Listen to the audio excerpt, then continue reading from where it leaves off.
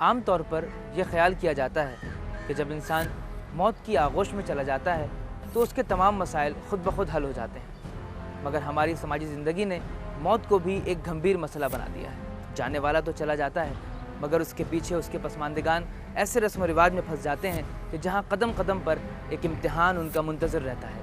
ممکن ہے ایک شخص کی زندگی قرض لینے اور اتارنے میں ہی ختم ہو گئی ہو، لیکن کسی نے سوچا کہ بعض اوقات غریب کی موت بھی ایک نئے قرض کو جنم دیتی ہے۔ جی ہاں، یہ وہی قرض ہے جو مرنے والے کے لواحقین اپنے پیارے کی آخری رسومات کی ادائیگی کے سلسلے میں اٹھاتے ہیں، یعنی کم از کم 30 سے 35 ہزار روپے۔ دوسروں سے قرض بھی لینا پڑتا ہے کہ اپنوں سے بھی لینا پڑتا ہے۔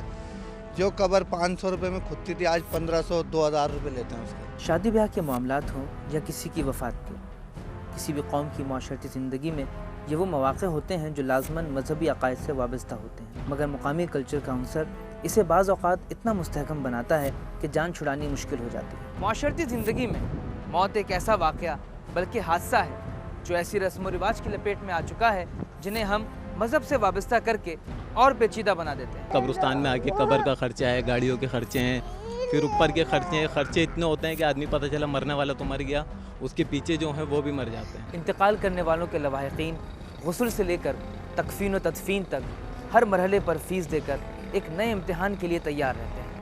آج کل قبر کا حصول ایک اہم پروجیکٹ بن گیا ہے۔ اگرچہ قبر کی تیاری زمین کے گڑھے اور بالائی تعمیر سمیت اب ہزاروں کے اخراجات پر محیط ہے، لیکن قبر کے لیے زمین کی قیمت سے پہلے کچھ اور مراحل بھی نہایت توجہ کے لائق ہیں۔ یہاں پہ تو قبر بھی آسانی سے نصیب نہیں ہوتی ہے، تو مرنا تو پھر مشکل ہے ہی ہے۔ ہمارے معاشرے میں کہیں کہیں برادری سسٹم نہایت مضبوط رہا ہے اور لوگوں کے بڑے بڑے احاطے برادریوں کے حوالے سے مخصوص کر دیے گئے ہیں تاکہ دوسرے لوگ نہ آ سکیں۔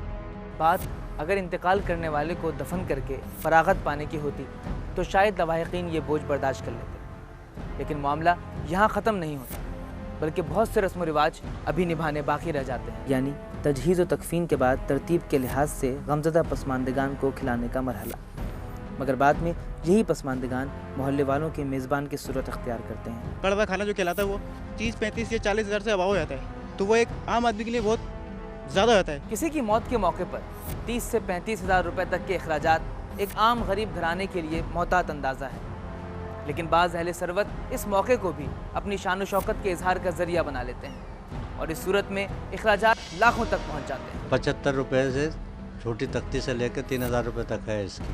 زیادہ مہنگے ہو تو پھر افورڈ نہیں کر پاتے ہیں یہ۔ ایک قبر 5000 میں تیار ہو سکتی ہے اور ایک قبر 10000 میں بھی تیار ہو سکتی ہے۔